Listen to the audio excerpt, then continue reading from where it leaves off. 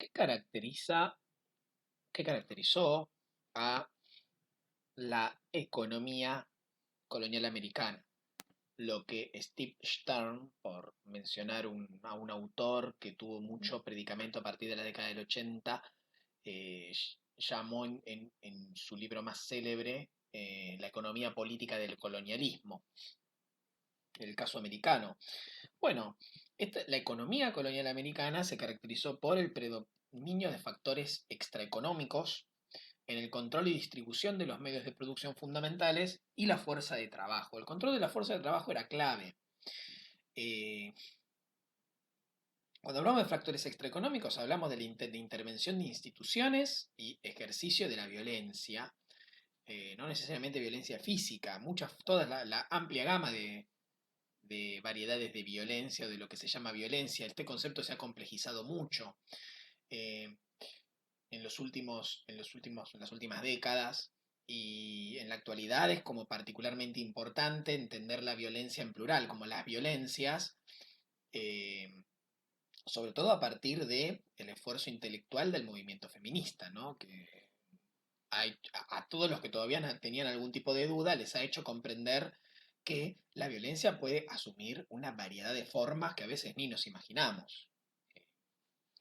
Pero bueno, volviendo.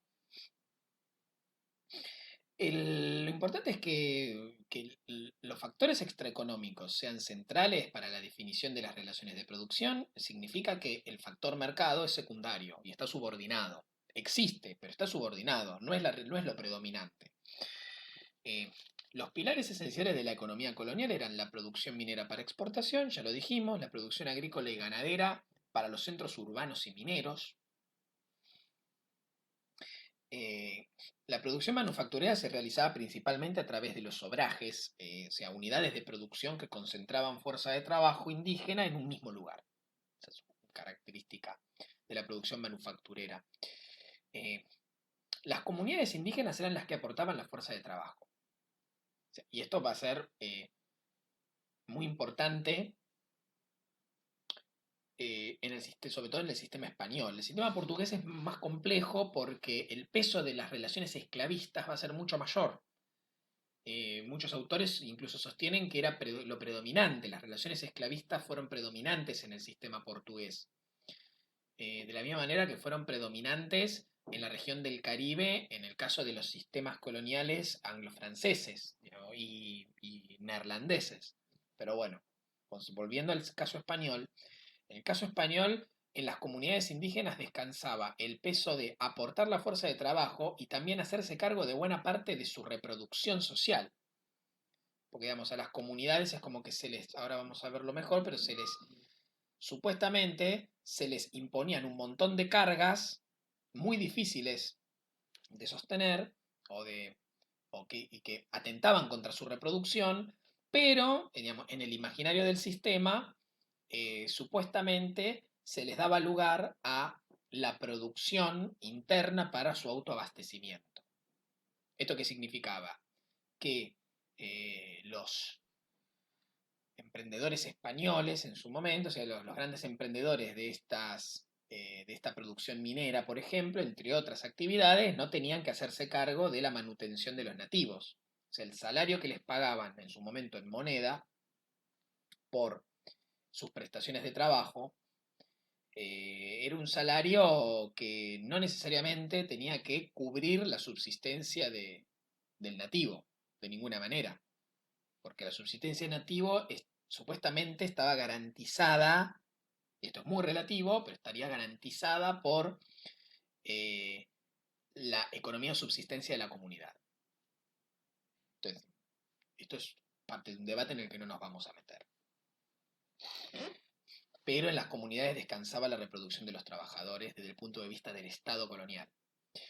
El comercio exterior estaba regido por el sistema monopólico, que imponía la obligatoriedad del intercambio directo de los puertos americanos con la Casa de Contratación de Sevilla, que en su momento era el único canal de ingresos y egresos de mercancías digamos, de todo el sistema comercial colonial.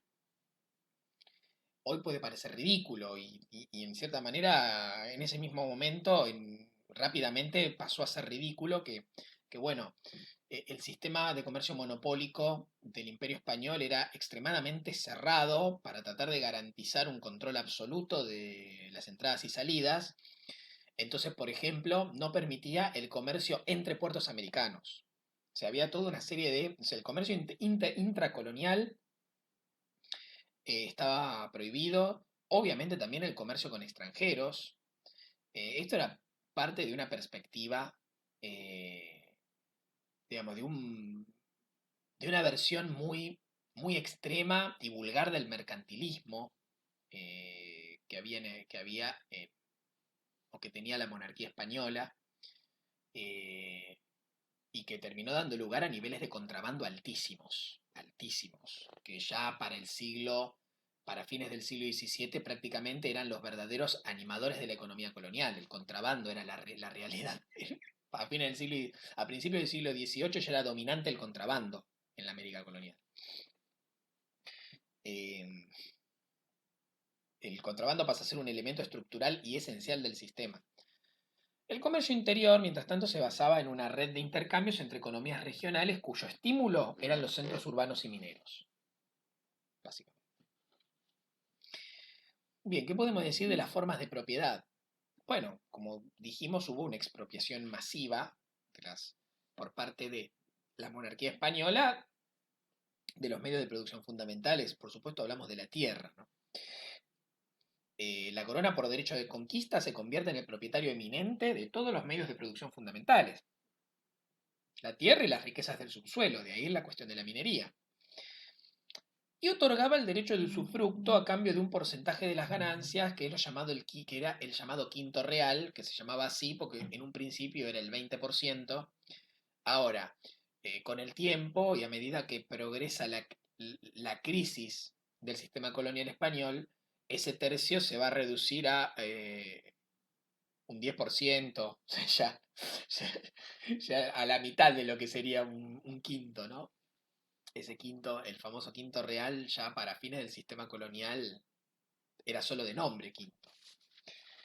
Las comunidades indígenas tenían derecho de usufructo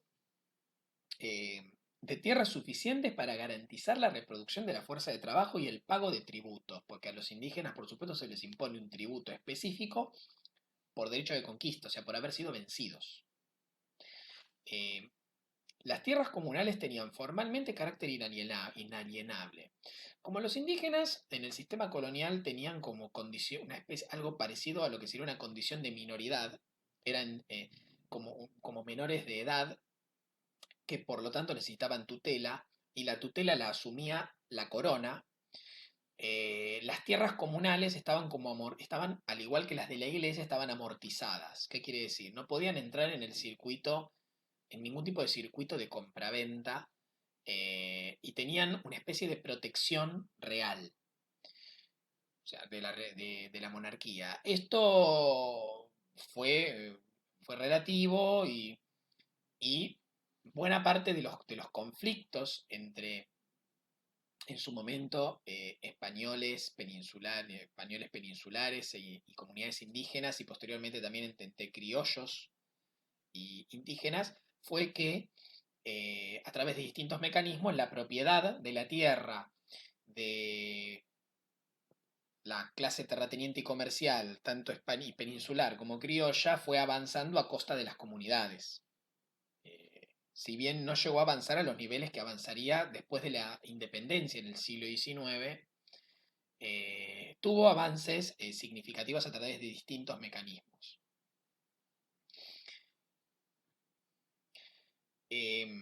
Los mestizos no podían acceder a la propiedad de la tierra, razón por la cual se volcaron a actividades de la economía urbana, como el pequeño comercio y el artesanado, y al trabajo estacional en las haciendas. ¿Cuáles eran las formas de acceder a la propiedad de la tierra? Bueno, los particulares podían acceder a la propiedad a través de, eh, por ejemplo, la concesión de mercedes por parte de la corona, la llamada composesión de tierras, que era como la regularización de la ocupación ilegal, y la compraventa, pero todo esto siempre autorizado por la corona. No existía un mercado libre de tierras. De la misma manera que se podría decir que no existía un mercado libre en prácticamente nada en el sistema colonial. No era un sistema capitalista.